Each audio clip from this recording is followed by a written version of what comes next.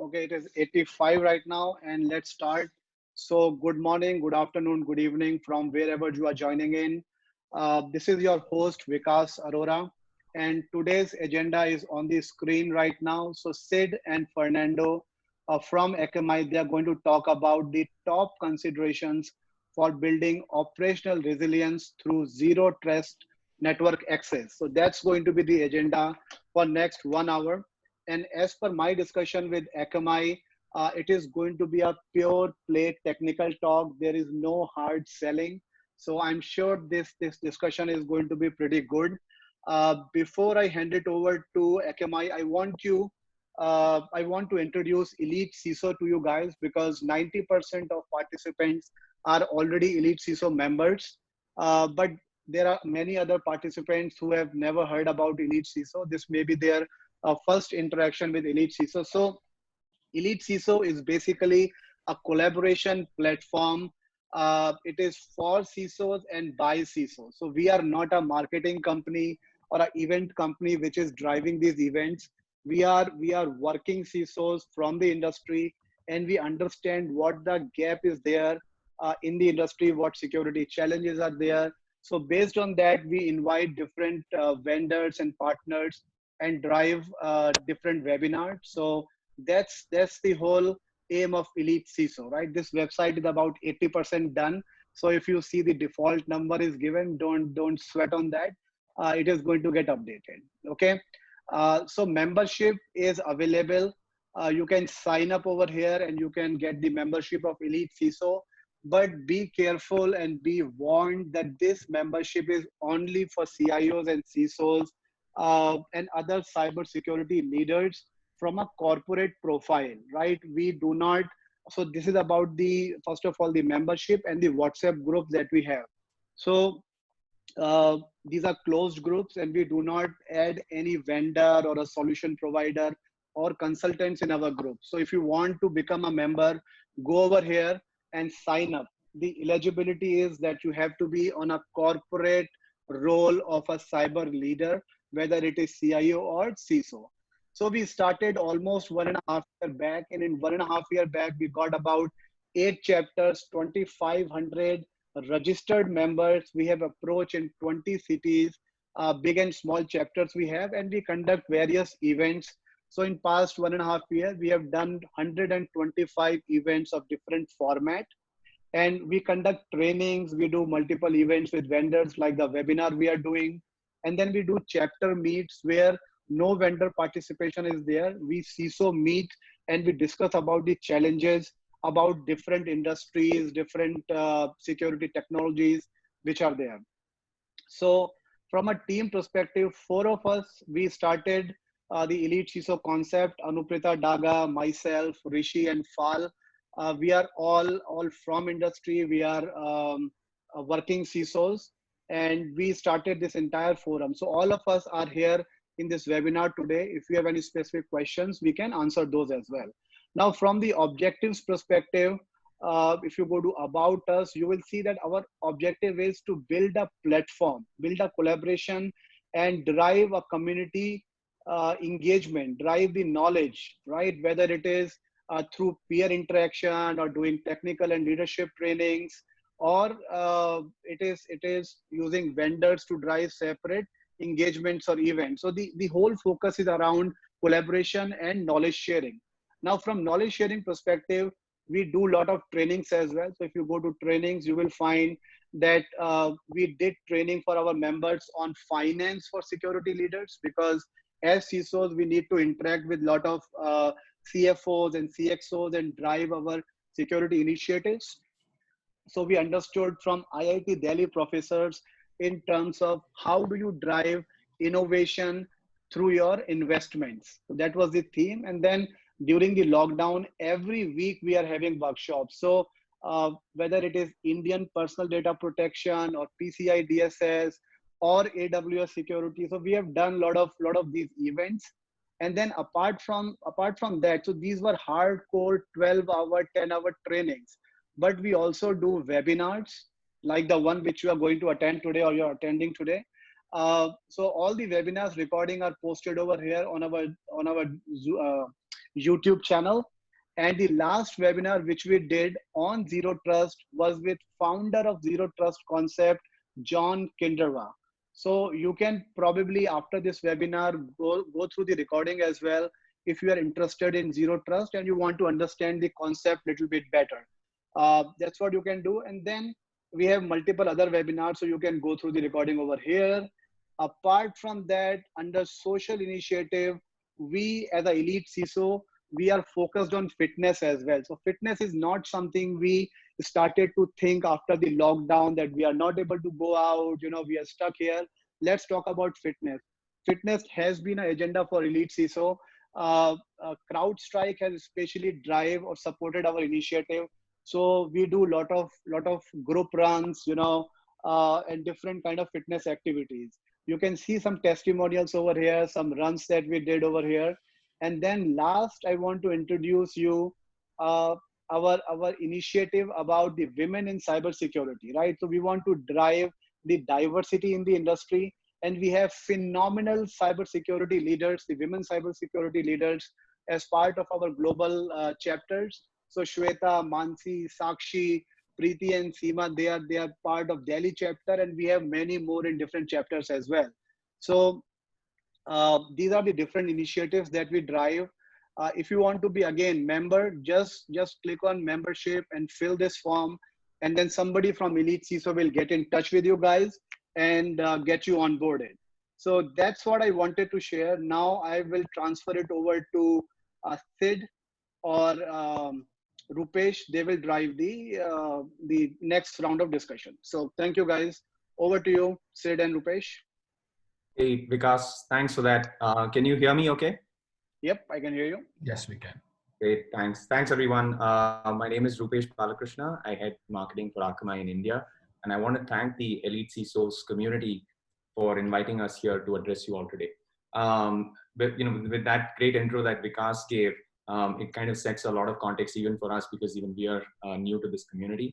And in doing that, we also did a little bit of research on our own to figure out, okay, how much of the community is exposed to certain security aspects and so on. And we realized that none of you here, I'm sure, are new to the concept of zero trust. I usually compare understanding and building a strong security architecture to owning and maintaining a car. And only you, the owner or the driver of the vehicle, will know every nook and corner of the engine and all of the parts that make up the car and ensure that it all works together seamlessly to take you comfortably in your journey. So when we were planning this session, we thought to ourselves that we shouldn't go down the death by PowerPoint route. This is a community, as Vikas was mentioning, made up of cybersecurity subject matter experts.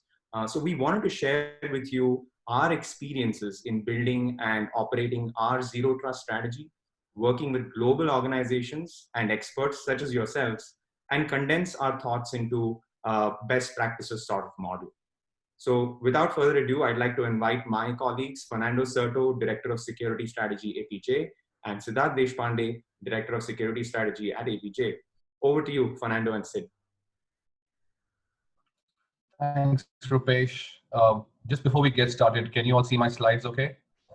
Is it showing up in slideshow mode? Yep, sounds good. Yes. All right. Thanks, Rupesh, and thanks, Vikas, and thanks to the entire Elite CISO community for having us today. It's good to see some familiar faces joining this meeting as well. So my name is Siddharth Deshpande. People call me Sid. I've been at Akamai a few months now, and before this, I was at Gartner for 9 years, where I was an analyst there. Covering a bunch of different areas around cloud security, etc., and also zero trust network access. So we may have met at the Gartner Security Summit in Mumbai. So it's nice to make your introduction again. I'll let Fernando introduce himself, and then I have a very important question for Fernando before we get started. Fernando? Yeah. Mate, we need to change that. I've been in Akamai for a few months because from memory, you're hitting the 1 year mark already. So, Almost. Yeah, and it's Almost, been great fun to see your perspectives into what we're building as well. My name is Fernando Certo. I've been in Akamai for 5.5 years now, and I joined Akamai from a large telco here in Australia, almost coming up to 6 years now. And my role in Akamai has always been, part of like a new product and strategy type of environment, right? So always looking into, what else do customers want us to build, and we go and investigate the market and see, if it's worth us building, solutions, and also advising a lot of our CISOs, which is, probably 80% of my job is spending time with CISOs as well, all over Asia Pacific, and sort of, trying to understand what requirements are and where we can help sort of ease up the burden as well into, such transformational pieces like, going through a zero trust journey as well. Excellent. Great overview, Fernando. So in terms of the format of the session, we're going to keep it fairly informal, and Fernando and I are just going to discuss certain best practices. Before we get into the best practices, Fernando, a lot of people think of Akamai as a CDN and DDoS protection company, right? So what are we doing talking about zero trust? What did our customers tell us, going back to your earlier comments, that led us in this direction of adopting a new security model around zero trust and zero trust network access? Maybe you can help enlighten all of us and walk us through the journey that we had as Akamai, right? Yeah, sure. I think that slide, I'm sure everyone can see. I think it's a good snapshot of our evolution as a security company. Right, so yes, Akamai has started as a CDN. We're not embarrassed to say that. We're not, changing that. We are still a CDN in a lot of ways. We still deliver, every major sporting event that you guys watch on your mobile phones and things like that. Actually, cricket every year sets a new record for us in terms of concurrent viewers and amount of traffic that we deliver throughout India and all that. So we still a CDN. Where probably we've been evolving over the years is really, we built this platform over the last 22 years, where we've been looking into how to better utilize a global platform, right? So every other technology company that you talk to, when they talk about, well, we have a global presence, they're always going to be talking about points of presence and things like that, right? So try and, tell their customers with, how they can actually serve their particular needs in pretty much any location in the world. So for us, having that infrastructure in place over the years, it has really helped us accelerate our evolution into the security space. Probably about 14, 15 years ago, that was when we really got into security, where we launched the first version of our web application firewall, which is pretty tied to a discussion about delivering applications and things like that on the internet. And very quickly, the amount of customers that we started to onboard onto this platform, being in financial services, for example, they started to really trust our capabilities from a web application firewall perspective. And these discussions started to lead into, well, now I'm very dependent on what you guys do. I can't do it without you. I trust your technology. I trust your controls. What can you do to help me with all my internal applications as well, right? And at the same time, when we were having these discussions, we were also looking for a solution to solve a corporate IT problem as well. I don't know if any of you guys read much about a particular attack campaign that was called Operation Aurora. That was in 2010. So Akamai was a victim of that campaign as well, and we had a network breach at the time, right? So we were pretty lucky that we didn't really lose any data as part of that. We already had the right controls in place within our network to safeguard our crown jewels pretty much.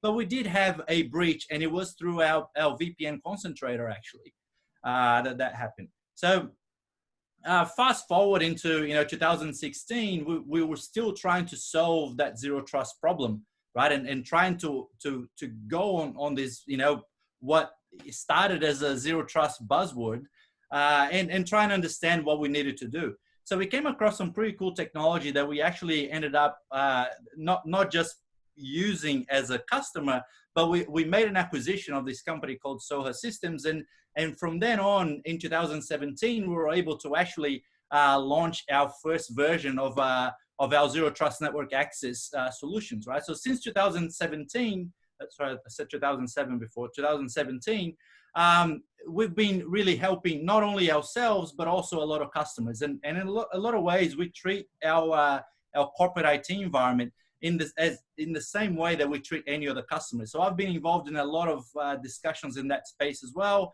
and really seeing, since 2017, all the bells and whistles that we've been adding to really, have a strong presence in that space, and really being able to help customers not only with security and controls, helping them reduce risk and things like that, but also providing performance, right, which is our pedigree really. Like, there's not a lot of security vendors, if any, who can actually hand on heart go to their customers and actually say that, hey, we can turn on all of these security controls, and instead of degrading performance for all your applications, we're actually going to start giving you better performance for all of your users. So it's been a really interesting evolution for us. And on that slide, I'm not sure if all you guys can read, but we have a lot of acquisitions that we made over the years. We have a lot of companies that we acquired not so long ago, but also, with their history as well. Like, for example, Nominum being the market leader carrier DNS platform that we utilize for a lot of our enterprise grade products as well. So that acquisition was in 2017 as well. Prolexic, which is it was a market leader distributed in our service attack protection service in the market, and in 2014 they become part of Akamai as well. So we just wanted to show you guys how we started and where we're going with all of this as well. Excellent. Yeah. Go ahead. Sorry. No, go on. We want to keep it informal, and I'm sure we're going to be interrupting each other all the time. Of course. Yeah, I know. That's the format, right? That's the format. Yeah. Of course, and this is pretty interesting, right? In terms of the journey, and a lot of enterprises, a lot of CISOs are going through that journey as well, as more and more of their applications and resources need to be exposed, to the public through the public internet, to partners, to employees, and now it's become even more important as people start working from home as a primary mode of doing business. So I just wanted to build on what you said, Fernando, and maybe put on my analyst hat. I do miss being an analyst. So I thought maybe I could link that to how analysts think about the market, right? And I know you had a session earlier with John Kinderwag, who was an ex-Forrester analyst. But from my perspective, right, even before I joined Akamai, and even now, we believe that zero trust is a journey. It's not an overhaul of a strategy. You can work with what you're doing today. And you can make incremental and very valuable gains to get started on that journey. The first thing that I want to share is being an analyst, right? It's always important to call out market categories, because when you call out a market category, you're clearly defining what that thing does, right? And when you know what that thing does, then you're able to start putting your head around how that thing can fit into your security model. So zero trust by itself is a noun. You need a modifier to make it valuable. So for example, zero trust network access or zero trust network segmentation. So whenever you're thinking about zero trust, think about zero trust what? I think it's a very important principle, which is why Gartner has defined this category called zero trust network access. And of course, there are other categories as well, but we believe that this is the first step in getting started on your zero trust journey, right? It's a practical way to maintain resilience. Now, if you think about it, zero trust approaches operate on the principle that there is no inside and there is no outside. So you have to assume that every access request for a resource or an application or server or whatever it may be, you have to assume that that is hostile. And you have to operate on a principle of least privilege. Now, when you start baking that into your security architecture and into your security model, then your resilience as an organization significantly goes up, right? And you're able to then follow the business requirement, because today we are seeing resource access patterns are inverted. You might have applications today that are on premises. Tomorrow you might want to move them to, let's say, AWS, or you might have a multi-cloud strategy where some applications are in AWS, some applications are in GCP, some are in Azure, right? So when you start thinking about zero trust, to be able to implement that least privilege model, irrespective of where the application is and where the user is, I think that gives immediate business value, and that really helps CISOs to have those important conversations with their board around why are we going in this direction, because we're actually following the business requirements. And you can actually get started today. So we are going to share some examples with you of customers from India and also outside of India, but we have a significant number of organizations in India that have actually leveraged us to get started on this zero trust journey. So that brings the question: should we throw out our existing VPNs? Right? There's a lot of hype in the market about how VPNs are dead, and I think the answer is not necessarily. VPNs have served a pretty useful function for the old way of doing things, and in some cases, organizations have a significant footprint of VPNs today, right? We saw when this COVID situation happened, many organizations in that emergency situation, the way they responded was buying more VPN licenses because they felt that that's what they know, that's what they're familiar with, right? There might be other situations where you might have existing infrastructure which you want to keep.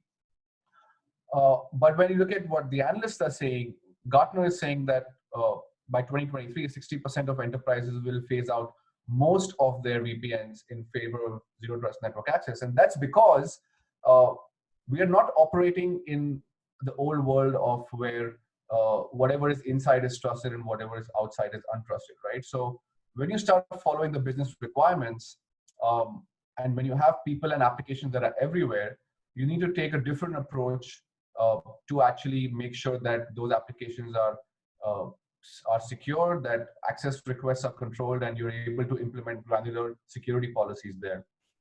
So our practical view is that zero trust network access and zero trust in general can coexist with your existing security model. So just a word of caution: beware of vendors that are actually telling you that you need to revamp everything.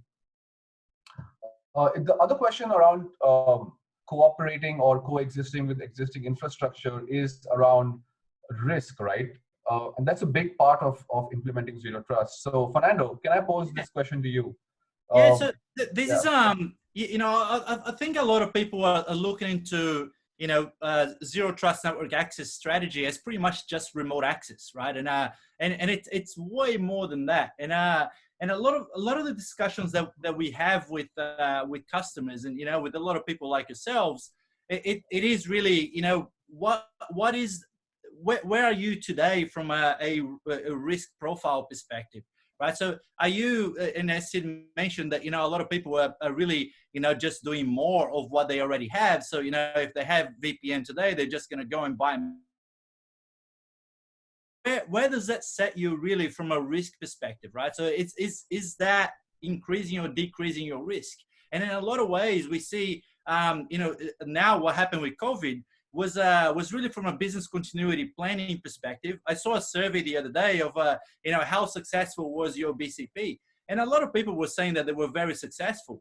And I think this is, like the business really looking into, did we continue to work? Yes, you did. But what happened to IT, right? No one was really expecting that they were going to go and, call their vendor and say, sell me another 10,000 licenses of this or that. Right. And having to do hardware upgrades in an emergency scenario, having to deploy, more locations in an emergency scenario. So all of a sudden the performance of every application that they had is just crap, right? So we're seeing these BCP, especially in the BCP scenario, we're seeing sort of a three-phased approach with this, right? Phase one was really, make everything work, right? Like I don't care if you use glue to make it work, right? Phase two of this is like, okay, now it's working. Let's look into adding a little bit more security into this. And phase three is really where we are now in a lot of countries, which is, okay, well, now let's make it smart, right? And to make it smart, this is where we actually get to an operational and cyber resiliency perspective, right? And that's really the goal, I think, for every one of our CISOs, customers or friends, where, everyone is really looking into how do we keep operating regardless of what happens, right? And sort of how quickly can we get to phase three of our BCP plan, pretty much?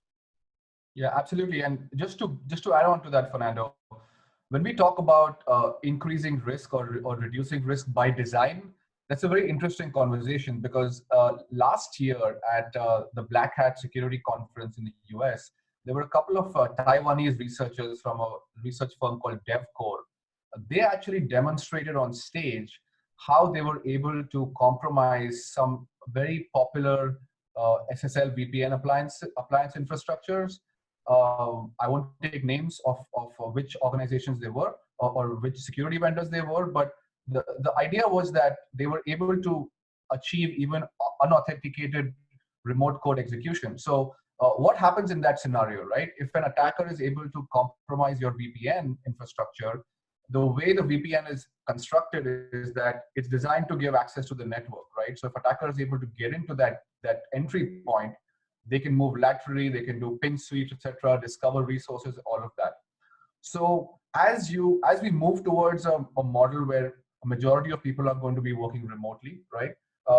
That increases the risk. On the other hand, and we'll share a little bit more about this with you through the session, is when you start talking about putting identity-aware proxies in the cloud, the way we do it is that we actually shield the application itself from discovery, from the public internet. So whether it's an attacker or if it's a legitimate consumer, they are unable to even discover the application, right? So there's a very inherent, inbuilt ability to shield your critical applications from everyone except your legitimate users. And because, I don't mean to talk about products, but because Akamai is a very strong DDoS protection and CDN company, we're able to put all that protection in front of the application access infrastructure. So if the attacker needs to DDoS the application, they need to DDoS Akamai, which is an insurmountable challenge for attackers, because that's what we do. Right? Yeah. It's interesting that you and to prove that this is not rehearsed, I'm interrupting Sid. But it's interesting that you brought up, the Taiwanese researchers, because a couple of weeks ago, about 4 weeks ago, I was doing some research myself on on the impacts of actually maintaining on-prem or virtual appliances, really, that you have to do patching, you have to do all the maintenance. And I picked a few countries where I was looking into vulnerabilities that were disclosed in those particular vendors that you mentioned, and India, for example. So this is months and months and months after the patches were already released, right? So we're talking about 6-7 months after all the patches were released, and in India, 23% of every device that is online and responding from this particular vendor was still unpatched and still vulnerable, right? So it's a big number of appliances, and it goes to show that the patching is it always continues to be a problem, right? And when we're talking about operational resiliency, that comes into play as well. What is the level of effort for customers to keep maintaining and keeping up with all of these CVEs and everything else, right? Yeah, absolutely. And just last week, I think the US CERT organization, they released an advisory which said that they're still seeing active exploits of those vulnerabilities that were disclosed. So just feeding into your point, it's a recognized problem, right? And I think it's not so. I mean, there will always be vulnerabilities in software and hardware, right? But the point is that as a security practitioner, are you making your security team's job easier or harder moving forward by using those sort of approaches that are not suitable today? So that's a great point, Fernando. So that brings us to the first best practice, right? To stop attackers outside your environment early on in the kill chain. We're talking about social distancing. Now, maybe it might be a good time to talk about an analogy in the physical world, right? Today we are seeing, a lot of screening happening at airports, flights are shut, etc. But if you look at the fundamental way that the coronavirus, the novel coronavirus operates is, or any virus for that matter, once it gets into a community, then it's harder for us to take control over it. So those countries that have done a good job of applying risk-based controls at the entry point, which is at the airports or seaports or whatever, they've been able to be more successful versus those that have had a community spread and they're trying to catch up to that, right? So the idea is that if you're able to fight the attacker one hop away from where they are, then I think that really adds a lot of value to your security program. And identity-aware proxies, also known as zero trust network access, is a great way of doing that. And we covered some of that on the previous slide in terms of where you're stopping the attacker. And it's also important. I was just seeing a message in the Q&A or in the chat just now while you were talking, Fernando, where someone said that we can leverage 70 to 80% of our existing stack for zero trust. Yeah, I think that's a very good point, because when you start thinking about moving out your attack surface, you should be able to use the existing capabilities that you already invested in. So whatever you have today, it can be very beneficial. Like, for example, identity and access management platforms. So the way we do it is when we're talking about using identity as a way to gate access and moving the attack surface out, you can actually integrate with whatever identity store you're using today for your employees and your partners. You can use your on-premises identity directories. You can use identity as a service capabilities, identity federation if you're using it in the cloud, because the standards exist today to be able to integrate with that, right? And if you don't want to use your existing ones, you also have the option of using a cloud-based identity store that we can supply. But the point here is it's not about Akamai, right? It's about, can you use your existing platforms in order to apply these identity-based controls? And the answer should be yes. So whatever approach you're taking, that should be a key principle. How effectively can you use your existing capabilities? And a lot of us use threat models like MITRE ATT&CK and the cyber kill chain. And let me take the example of the MITRE ATT&CK framework, right? It's a pretty comprehensive framework, but the first part of the attacker's journey is initial access. And within every tactic, within every technique, there are multiple ways to achieve that technique. So when you talk about initial access, there's about 11 ways to gain initial access. When you talk about other things like lateral movement, etc., breaching administrative credentials, all of that comes later, and that has significantly greater number of techniques that can be used to get there. So if you focus on the initial access piece, those 11 techniques in the MITRE ATT&CK framework, which identity-aware proxies or zero trust network access can help you with, what ends up happening is that not only are you stopping or preventing attackers from gaining access, but you're also making the job of your security team much easier, because now you can focus on specific types of activities instead of trying to constantly figure out whether that application was compromised or whether your network infrastructure was compromised. So one part of this best practice is try to see how your zero trust approach, how does it integrate into existing threat models that you might be using from a technical or a security operations perspective.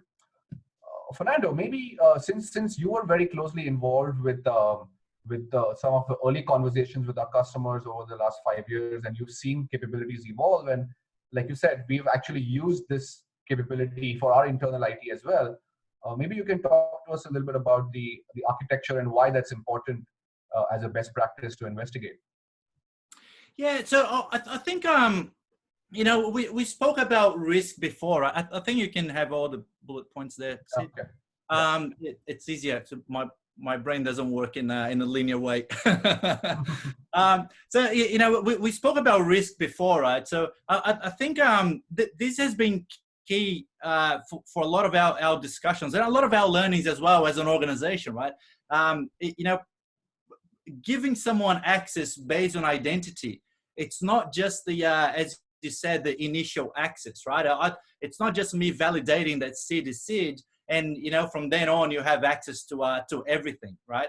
So it has to be based on first, I know who you are. Second thing, are you really authorized to see this? Are you really authorized to, after you log on to the VPN or the network, are you really allowed to go and see a finance application, for example? And even if the application has the right controls in place to say yes or no, but the servers are exposed on the network, right? And this is something that we're trying to actively prevent from happening on a zero trust network access model, which is really, users and applications should never coexist in the same network, right? So a device shouldn't be able to see a server from a network perspective. And I think every time I try and dig a little bit deeper into a few of the zero trust offerings out there, I always find that in a lot of cases it is really sort of a VPN as a service kind of environment, right? So this is will be something that was sort of built to operate on an on-prem environment, and all of a sudden it has moved into data centers all over the world, and sort of becoming a sort of virtual appliances that are really maintained by the vendor themselves, right? Rather than actually building something from the ground up, which is built for performance and scale and resiliency and things like that, right? I think how secure that architecture is. You brought up a really good point before about our DDoS capabilities, what we've been building across our platform as well. So what are the security controls that exist in that model where someone is just spinning up virtual machines all over the world to try and cater for the demands of their users, right? How are they building relationships with service providers, for example, right? So us being inside every service provider you can think of, it really changes the game for us to be able to apply controls regardless of where the traffic is coming from, right? So I think with that in mind, we always have customers who actually do the due diligence, and we participate in a lot of these conversations. And that customer example that we have there, it's an ITES firm in India that all of a sudden, because of the situation that we find ourselves now, they had to get access to almost 3,000 users to more than 140 different servers in the US, right? So all these users based in India, all of a sudden, they're not inside the office anymore. They're not inside the point-to-point tunnel that they had already built with this server space or application space that resides in the US. So all of a sudden, there's 3,000 users that are in their homes trying to get access to all these environments, and for them, just building client to site VPN was not an option because of the risk that topology came with, right? With people being able to have an authenticated device on a network, and all of a sudden you can start exploiting a bunch of vulnerable remote desk servers, for example, right? So all of this comes into play when you actually trying to choose the partner that you with. Yeah. So let's move to the next one, Sid. I think you have sure. some good insights on that as well. I think the other point to build on that is, as more and more people are working from home, some people using BYOD devices, are you able to apply adaptive access decisions based on the risk posture? So it's not about just remote. It's not just about enabling the remote access, right? The zero trust network access is important because it represents a mindset shift, because trust is not an implicit or one-time or static attribute. You have to be able to evaluate it continuously. That parameters for evaluation can be flexible depending on an organization's risk posture, right? So for example, you may want to check whether a particular device has got updated antivirus definitions, or you might want to check if it has the latest version of the operating system, and is that operating system patched, for example.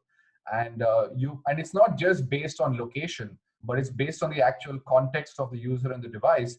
And then you can put in place an access control or an access control like step-up authentication. So you can put in, and you can control that as an administrator, right? As a security team, to say that if this risk posture is not met, then deny access.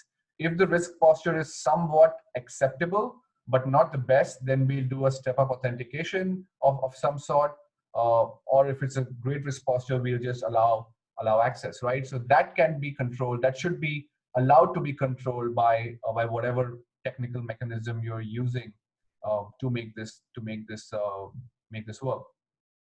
One of the examples from India, very recent, was a financial services provider where they had a bunch of customer engagement managers and customer support officers who used to normally come into the office. They did not have access to the applications from outside of the office environment. But now, having to work remotely, they can't come into the office. And a lot of them are using their own devices, right? So this particular organization was able to implement zero trust network access, but also using other things like the device posture as a part of that decision-making process. They also used recursive DNS capability to sort of make sure that the users are not accessing known malicious websites from those devices. So now all of a sudden, it's not just about a one-time access, it's about using multiple levers and contextualizing that to your risk posture in the organization.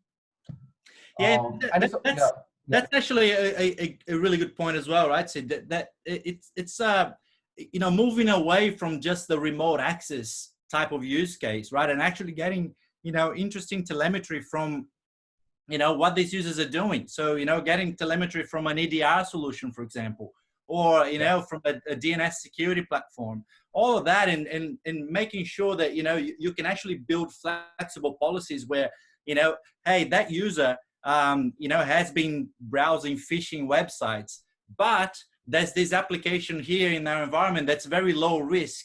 So we're still going to allow access to that, but we're not going to allow access to any application that has any sort of sensitive data, right? So, and being able to make these policies adapt over time, and you not having to do anything to actually classify a user as potentially malicious or not, it goes a long way from an operational resiliency perspective, right? Absolutely, and I think that feeds into the point that the risk posture is not only about the user or the device, it also involves the application in question, right? So you can apply this on a per application basis, which is I think quite valuable, instead of older approaches where you might just provide access to the entire network in a sense. So that's a good point, Fernando. And I think in terms of the fourth best practice, it's important to be able to respond quickly, right? When you talk about operational resilience. Yeah. So why don't you tell us a little bit about that? Yeah. Yeah, this is something that I love to talk about, right? Because I grew up as an engineer, right? So I came through the ranks and became a security practitioner based on trying to either hack into or protect Unix machines, right? So I sort of, for me, building DMZs or DMZs if you're in Australia, and trying to add the security controls onto that on a traditional network topology method was always a big challenge, right? So I always used to joke that we just to provide secure VPN access, we had to hire triple CCIEs to do that job, right? And it's like when we got into zero trust back into when we started our journey into zero trust and started our portfolio into zero trust, network access being one of these components. I was blown away with the technology that we had just acquired, right? Because I went from that mindset of an engineer of I got to make everything work. I need to understand how the network components work, routing, and everything else, firewall rules and all that, to all of a sudden I was given an account on a cloud-based service. And within, 5 to 10 minutes, I was able to securely publish an application, right, as a test. And I've been seeing customers being able to ramp up their deployment on this, right? And I think, a very key point of, having this quick start capability is really, BCP. I think everyone is a bit sick of talking about BCP now, but I promise I'm not going to bring it up too many times again. But, sort of there's two different approaches here, right? There's the planned, which is what Akamai IT went through, because, we started, it was a reaction to a network breach, but we had 6-7 years to build that capability, right? And there's also the emergency approach as well, which is something that, probably late February and throughout March was probably my busiest time in Akamai, because the amount of customers that we had to help, because their remote access solutions, their security controls, they just could not scale with this, right? So I think that the point that I'm trying to make here is that whatever solution you choose, whatever way you decide to go on your journey, you need to understand that the experience on a planned deployment versus an emergency deployment needs to be exactly the same, right? So as soon as you get to that, you start to see the operational gains that you see, right? And going towards a more resilient environment. So I'll tell, a couple of stories here that when we were building this in Akamai IT, there was a challenge in the CIO organization that we got access to the technology, we had the ability to start deploying applications, but everyone was so focused on the traditional networking access that we were sort of missing what was the real benefit of this. So there was a challenge from the CIO for us to move 100 applications in 100 days into this new world, new way of doing things. And anyone on this call who has an extensive career in IT will know that 100 days for a project like that is not enough, right? It takes you 2 or 3 weeks just to get the team together and understand the scope and everything else. So we got to 100 applications in 75 days, right? So when we got to 100 days, we had already migrated 135 applications. And I was talking to a colleague of mine today, and I lost count of how many applications we have on this platform today. The whole of the Akamai employee fleet is running on this solution today. So with almost 9,000 employees, and we don't have any issues, right? And actually, it really improved the performance of our day-to-day access into applications. Another interesting one, Italy was obviously the first country to where we saw the pandemic really hit, and thousands and thousands of people trying to get into hospitals and no one could, and it was just chaotic, right? So they had to close down everything in the country. No one was allowed to get out in the streets, and a customer of ours, they weren't actually a customer. It was an organization that approached us and said, hey, I've been reading a lot about you. We need to do this, and we need to do this now. So from the moment that they engaged with us to the moment that we hit the 30,000 employee mark onboarded onto this platform, it was a space of less than 2 weeks, right? So just to show that, from an emergency and planned approach, you should be able to do this. You should be able to go all in, or to be able to coexist with whatever solution you have, and sort of pick and choose what you want to do with this, right? And then a local customer for you guys in India. There's a large financial services, and I really mean large, where that they first started playing with this as we have one application or two that we had a use case for remote users, and all of a sudden, as soon as we found ourselves in the situation that we're in now, we actually went to check how many applications they had already onboarded, and they're almost hitting the 500 application mark, right? And without any assistance from anyone, they're just ramping up and building their own capability to be able to deploy all of this, right? Yeah, that's a good point. Great Yeah. stories, Fernando. I think we can sort of conclude now. I was just looking at the chat and the Q&A, and there's lots of great questions. So maybe we can. I mean, this was our plan anyway, right? We have just one more slide to go.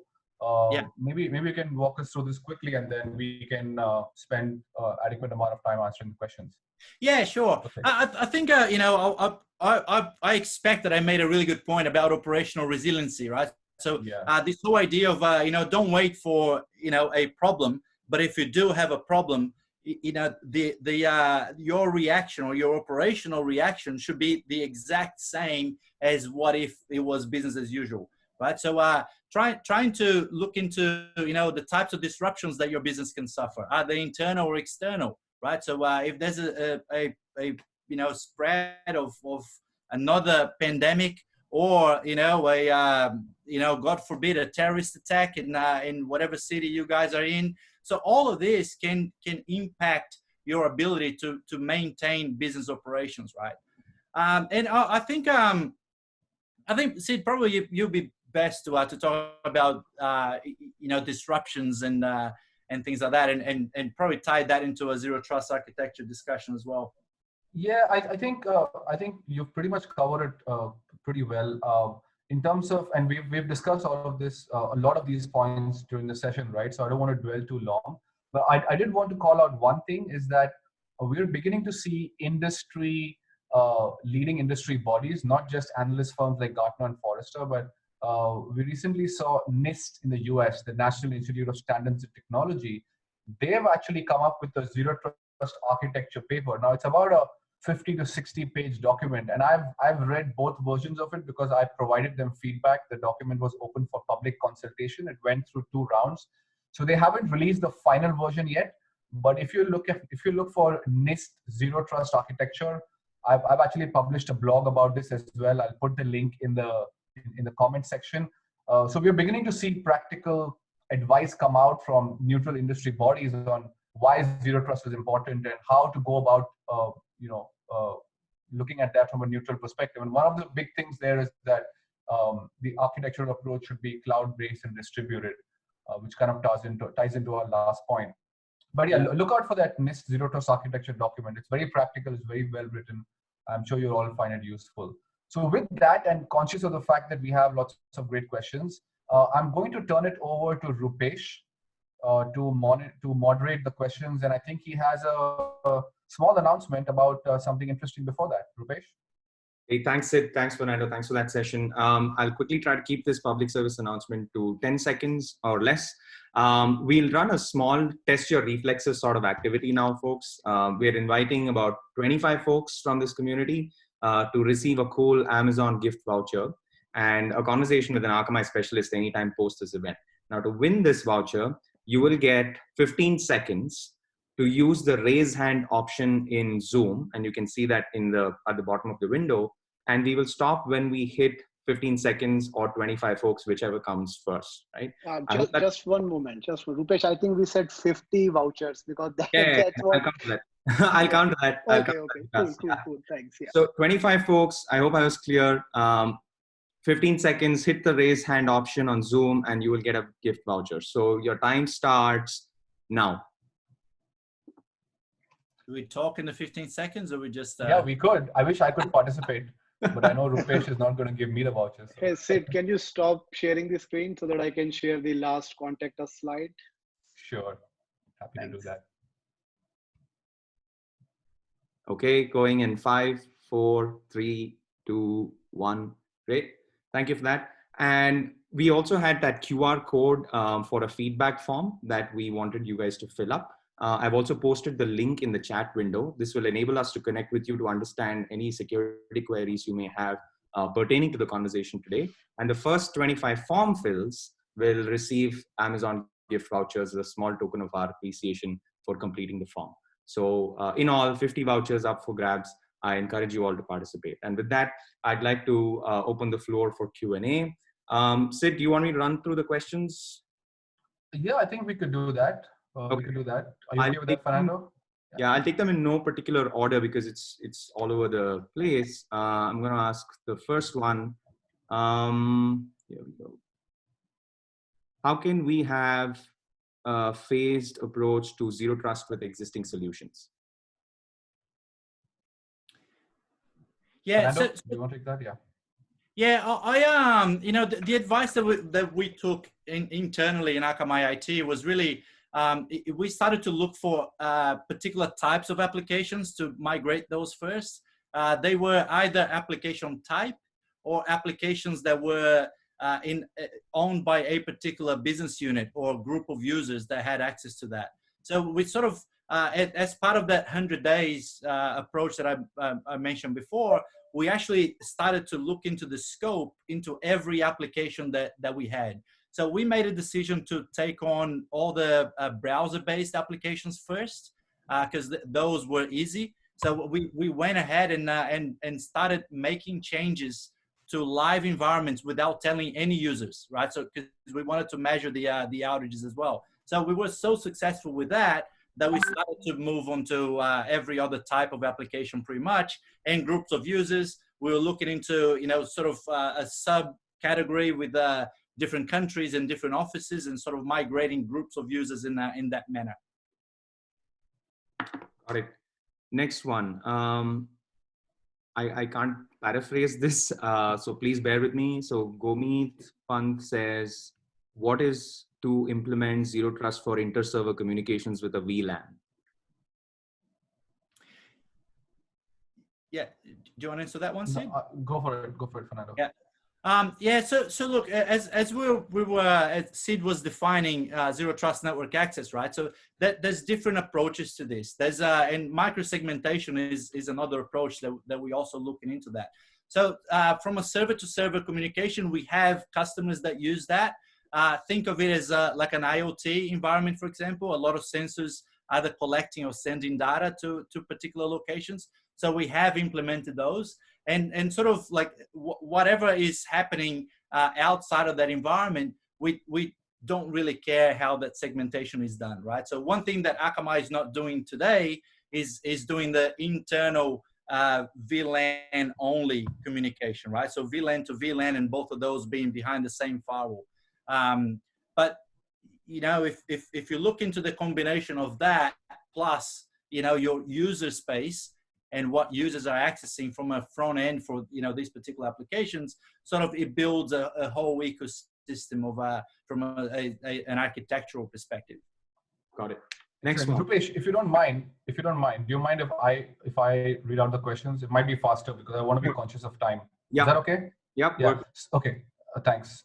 Thanks, Rupesh. So one of the interesting questions that's come up is from anonymous attendee. Thank you, anonymous attendee. So the question is that that with respect to BYOD, AV compliance, patch management, etc., all of these things. So the question was that this can solve the problem of network access and applications monitoring, patch management, and AV compliance. Yes. So the question is that true? Yes, but in addition to that, we can also look at actually setting contextual security policies based on those particular parameters. So it's not necessarily about just monitoring the patches, but it's about how you use all of these different elements into applying a security policy when an organization is using BYOD security. We are at the top of the hour, so I want to be conscious of time. We are happy to spend more time answering the questions, but because is that okay? Because we are at the top of the 1 hour. Is that okay if we continue? Yeah, let's continue. I think they are all interesting questions, so we can spend maybe 5-10 minutes more. Right. Okay. Great. The other question is, I think, from around better ROI. So, how do you calculate better ROI with something like this? I think that's been a perennial problem in security, right? Calculating the ROI, and ROI is difficult because return on investment implies that you invest something and you get something back in return. In this case, we're talking about improving your organization's risk profile or reducing the risk exposure. We're talking about treating treating inside and outside as the same, and assuming that every request is malicious. So in terms of the business benefits, if you're able to convert that into a risk conversation, I think that will fly much better with boards. But even if you look at just ROI, right, in terms of a tactical IT ROI, if you have to compare it to something, right, as opposed to deploying appliances, as opposed to maintaining those appliances, as opposed to making sure that you have all the support and patching and having people to manage those appliances, those costs are definitely saved when you take a cloud-based zero trust network access kind of approach. So I think it's a combination of both the sort of tactical costs, but also the business risks. Yeah, so just to add a little bit to that on our own IT experience, right? So as I said, we treat Akamai as a customer of ours as well, and the ROI was in less than 12 months from going from the traditional access technologies that we had with a global WAN, with VPNs, with load balancers and everything else, like same vendors that you guys use as well from an on-prem perspective. And moving everything into a cloud-based approach. And by the way, Akamai IT is a paying customer of Akamai, just to clarify that as well. So the ROI was in less than 12 months from going from a traditional access methodology to where we are now. There's a question of should zero trust network access approach be considered for crown jewel protection or in general? I think this is probably where we start talking about a phased approach, right? So I think in general, and everything should be based on a zero trust network access methodology. And I think once you start to look into a risk-based approach, you'll see that this is actually a lot more secure than having network connectivity, right? So protecting crown jewels or protecting any application really should follow the same architecture, right? And when I was talking about operational resiliency before, this is exactly a good example of that, right? That you're not only using particular pieces of technology to solve one single problem, you actually start to deploy the same approach across the whole organization, regardless of what type of application you have. Right, that's a good one, Fernando. I think just, and by the way, to the audience, we are not going through the questions in serial order because there's so many, and we don't want it to be just because someone asked the question in the end, we don't get to the question. So we're just picking questions through the list, right? I'll just answer one very quickly because I realized that I replied in writing, but I only replied to the panelists. There was a question about when Sid was talking about IAM. Question, Sid, are you talking about SIAM? And can you share an example, please? So no, the conversation that we were having here was really the integration into identity and access management, not customer identity and access management. So more of a, protecting the user, sort of the users, kind of thing, and not really public facing. We do have some developments coming in the integration of, I don't know if you guys know, but Akamai also has a SIAM solution, a customer identity and access management solution. But we actually have some developments in the works now to tie the zero trust network access infrastructure with our customer identity and access management as well. But the context of this conversation was really users, so employees, third parties, marketing organizations that you deal with, the guys who maintain your printers, whatever that may be, right? It's a good one. It's a good point. Thanks for calling that out.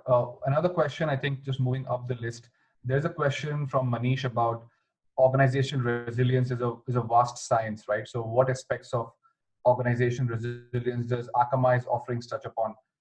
We don't want to, we want to answer the question, but we don't want to specifically talk a lot about the technology itself. But if I were just to abstract it out, Manish, the thing is, whether it is your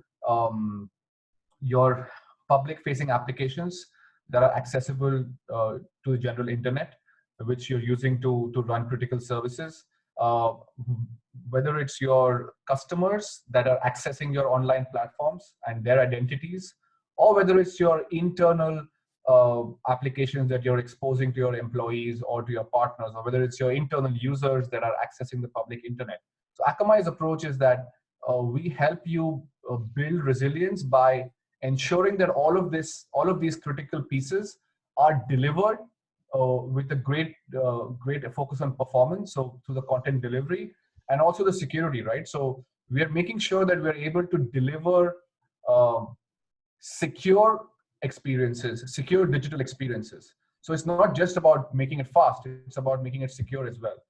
We are happy to follow up and talk specifically about Akamai offerings, but I just wanted to call that out at a high level. Great. So guys, we can take just one more question. Okay. We are already 1:07, so just one question. Yeah. Fernando, I'll let you pick. Yeah, there's one question about critical infrastructure. Vivek saying critical infrastructure requires more than just implementing point solutions.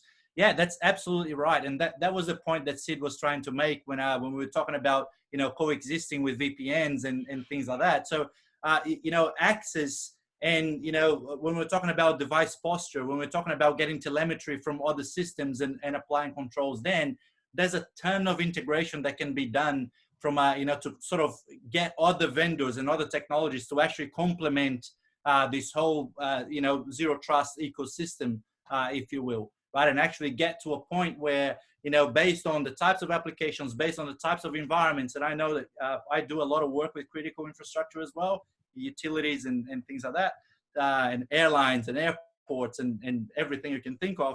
And this is always part of the discussion, right? It's not a, this or that. It's really like, how does this help with that, right? So getting, more pieces of the puzzle to actually collaborate with each other. Thank you, Vikas. We will respect your call for the last question. But yeah, I think this was. I hope this was useful to everyone. And we are more than happy to follow up with further answers offline. But with that, back to you, Vikas, in case you want to close. Yeah, great. Thank you very much. Wonderful discussion. So thanks, Rupesh, Shid, and Fernando. Really appreciate you taking out time and talking about the technology and not the product and offering of Akamai. So really appreciate that. And thanks everyone who joined us today. So again, if you can see my contact details up on the screen. If you are not member of Elite CISO community, you can go to the website and you can join us via filling the membership form. So again, thanks everyone. Bye for now. Thanks, guys. Thank you, everyone.